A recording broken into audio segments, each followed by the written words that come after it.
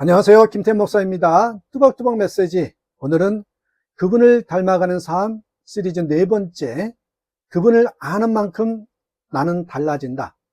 그분을 아는 만큼 나는 달라진다. 이 변화의 원리에 대해서 한번 우리가 고린도후서 3장 18절, 골로새서 3장 10절, 요한복음 17장 3절의 말씀 가지고 함께 뚜벅뚜벅 한번 걸어가 보겠습니다. 자, 오늘 먼저 변화는 어디에서 시작되는가? 이걸 한번 짚어보고자 합니다. 변화는 어디에서 시작되는가? 우리는 자주 이렇게 기도합니다. 하나님, 제 성격 좀 바꿔주세요. 제 감정을 좀 다스려 주세요. 저의 게으름과 죄성에서 벗어나게 해주세요. 하지만 질문해 봐야 합니다. 이 변화는 어디에서부터 시작되는가? 성경은 분명히 말씀하고 있거든요. 고린도후서 3장 18절에 이렇게 우리에게 답을 이야기해 줍니다. 우리가 다 수건을 벗은 얼굴로 거울을 보는 것과 같이 주의 영광을 보매 그와 같은 형상으로 변화되어 영광에서 영광에 이르니. 자, 변화는 어느 때 시작돼요? 주를 볼 때, 주님을 바라볼 때 변화가 시작된다는 것입니다. 그분을 아는 만큼 우리가 바뀐다는 것입니다. 그렇습니다. 그래서 첫 번째로 하나님을 아는 것이 진짜 변화의 출발점이다. 진짜 변화의 출발점은 하나님을 아는 것부터 시작돼요. 요한복음 17장 3절에서 예수님이 이렇게 기도하셨죠. 영생은 곧 유일하신 참 하나님과 그가 보내신 자 예수 그리스도를 아는 것이니이다. 아는 것이 곧 살아나는 것이며 아는 것이 곧 변화되는 것이다. 이 뜻입니다. 이 알문, 아는 것은 정보가 아니라 인격적인 관계입니다. 교리를 아는 것만으로는 삶이 바뀌지 않습니다. 말씀을 암송한다고 해도 하나님을 모르면 열매가는 없습니다. 하지만 하나님을 인격적으로 만나고 사랑하면 자연스럽게 저절로 삶이 바뀌어요. 여러분, 이름만 아는 사람과 함께 걷는 사람의 결과는 다르겠죠. 회사에 새로 들어온 동료가 있다고 상상해 보십시오.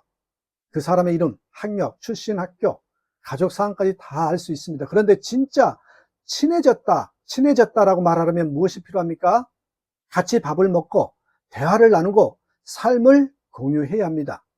하나님을 아는 것도 같습니다. 그분에 대한 정보를 아는 것이 아니라 그분과 동행하며 살아가는 삶이 변화의 핵심입니다. 자, 여러분, 이 단어보다 닮는다가 이렇게 바뀔 때 진짜 변화가 시작돼요.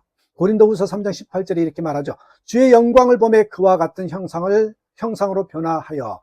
주의 영광을 보매 그와 같은 형상으로 변화하여. 보는 것은 방향을 의미합니다. 내가 무엇을 바라보며 살아가는가가 결국 내가 누구를 닮아가는지를 결정합니다. 자, 내가 보는 것이 세상의 기준이면 비교, 시기, 욕망으로 가게 되어 있습니다. 내가 바라보는 것이 타인의 시선을 바라본다면 불안하게 되어 있고요. 중독에 빠지고요. 이 자존감은 떨어지게 되어 있습니다. 그런데 여러분, 내가 바라보는 것이 하나님의 성품이라면 저절로 사랑과 인내와 진리와 온유의 성품으로 변화된다는 것입니다. 하루 5초 거울을 보는 사람과 하루 10분 동안 거울 앞에서 얼굴을 정돈하고 표정을 점검하고 옷 매무새를 다듬는 사람은 다릅니다. 성령의 거울 앞에 오래 머물 때 우리는 점점 그리스도의 형상으로 바뀌어 간다는 것이죠. 그렇습니다. 하나님의 성품은 내 인격을 빚어냅니다. 골로새서 3장 10절은 이렇게 말합니다. 새 사람을 입었으니 이는 자기를 창조하신 이의 형상을 따라 지식에까지 새롭게 하심을 입은 자니라. 예수님의 성품은 내 인격의 거울이 됩니다. 그분을 아는 만큼 말이 바뀌고 반응이 바뀌고 관계가 달라집니다. 그분을 아는 만큼. 한 화가가 있었습니다. 늘 우울한 그림을 그리고 어두운 색채로 사람을 표현했지요. 그는 말했습니다. 세상은 어두워. 사람들은 이기적이고 다 가면을 쓰고 있어.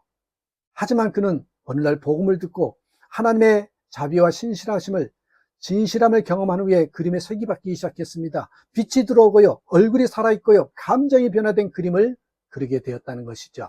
그러면서 그는 말을 해요. 내가 하나님을 알게 된 후 사람이 다시 아름다워 보이기 시작했어요.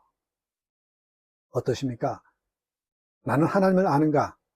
아니면 알고 있다고 생각하는지요? 매일 말씀 속에서 그분을 인격적으로 만나고 있는지 한번 보셔야 합니다. 내 시선은 어디에 머물고 있는가 한번 질문해 보십시오. 뉴스나 사람, 상황보다 그분의 얼굴을 바라봐야 되는 거거든요. 내 안에 일어나는 변화는 어디에서 비롯되어 있는지요? 감정이나 환경이 아닌 하나님과의 관계 속에서 시작되어야 합니다. 여러분, 변화는 의지가 아니에요. 관계에서 옵니다. 의지만 있다고 변화되는 것이 아니라 관계가 이루어져야 변화가 온다는 것입니다. 많은 사람들이 이렇게 말합니다. 결단했는데도 안 바뀌어요. 기도하는데 삶은 여전히 똑같아요.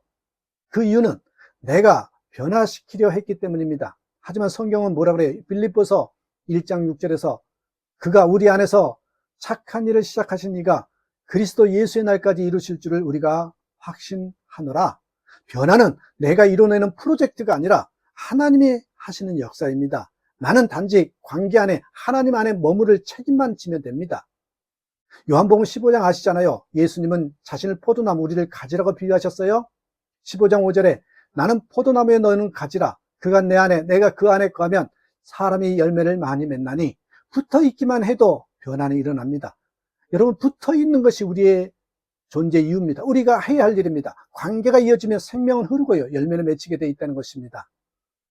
그렇습니다. 오늘도 질문해 봅시다. 나는 누구를 바라보고 살고 있는지, 하나님의 성품을 깊이 알고 있는지, 그분을 바라보는 눈이 흐려지고 있진 않는지, 그분을 아는 만큼 나는 변합니다. 오늘도 말씀 속에서 기도 속에서 그분을 알고 싶어하는 갈망을 회복하셔야 됩니다. 그래서 이렇게 기도해 보십시다. 하나님 아버지, 당신을 아는 것이 곧 생명임을 믿습니다. 정보나 지식이 아니라 그분의 얼굴을 구하며 성품을 닮아가게 하소서. 그분을 보는 눈이 흐려지지 않게 하시고 관계 속에 머무르며 진정 변화의 열매가 맺히는 인생이 되게 하소서. 그분을 아는 만큼 우리가 변한다는 걸 잊지 마시길 바랍니다.